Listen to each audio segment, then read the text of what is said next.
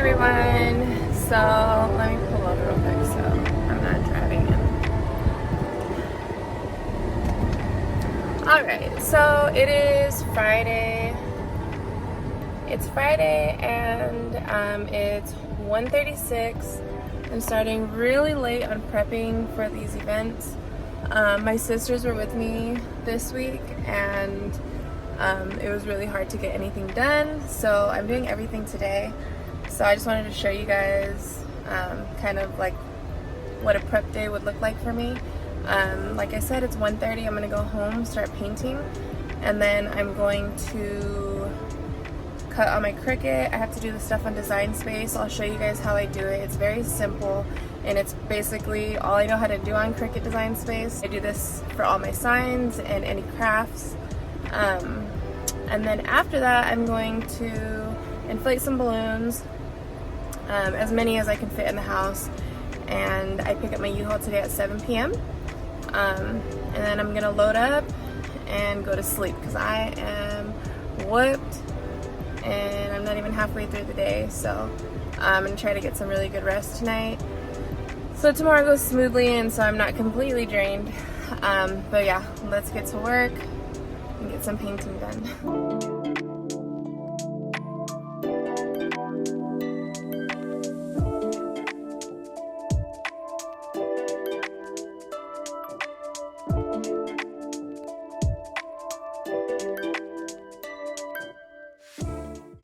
So I recently got a Cricut and it's such a game changer. I use it to make my cardstock signs. All my cardstock signs are double layered. It's very basic, but you can do some really cool things with the Cricut. I'm not a crafter. I like to use it for my signs. Prior to having the Cricut, I was paying anywhere from $65 to like $120 for wooden signs.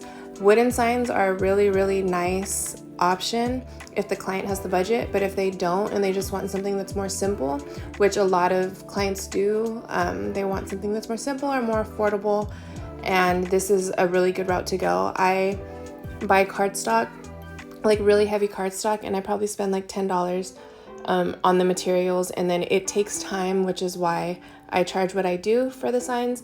But yeah, other than that, you're saving a ton of money and you are making the investment of purchasing the cutting machine, but in the long run you'll definitely save money, and you could add details like I did here with the honeycombs and the bees for basically free.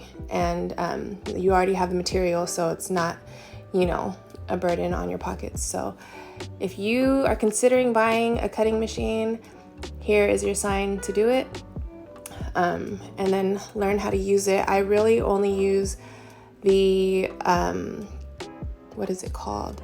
The offset, which makes the sign double layered. You type in your text and then I use the offset tool and it basically makes that second layer. And then after I slice it using the slicing tool and these like shapes so that it can cut up the words and make them like separate so that they all fit on your cutting mat.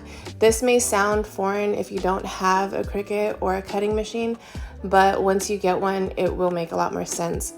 Honestly, it's very overwhelming, but once you start, you know, messing around with it, it gets a lot easier.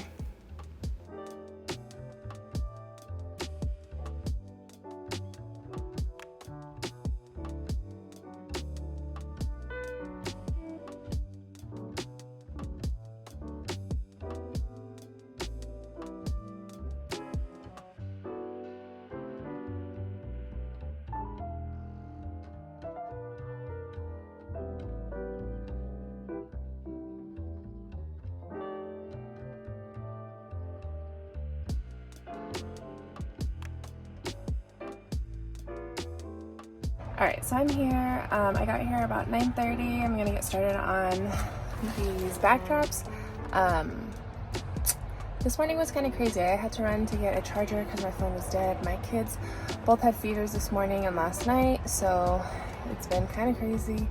But yeah, this morning I had to go get them Tylenol, some fruit, and then I had to run to the store and get a charger in the U-Haul. And I'm finally here. It took me about an hour and a half to get here, so I'm gonna get started, try to get this done so I can go to my second event and knock it out so I can go home to my kids before I have to come tear down both events.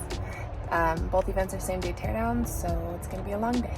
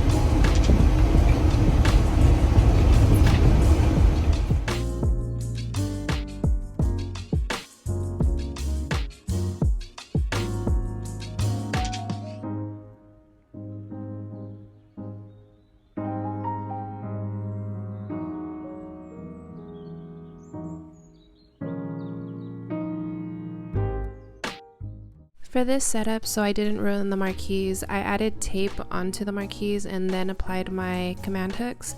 I just didn't want to ruin my vendor's paint, so that's always a good option to do if you don't have the indoor command hooks. I only had the heavy duty ones, so I had to apply the tape first.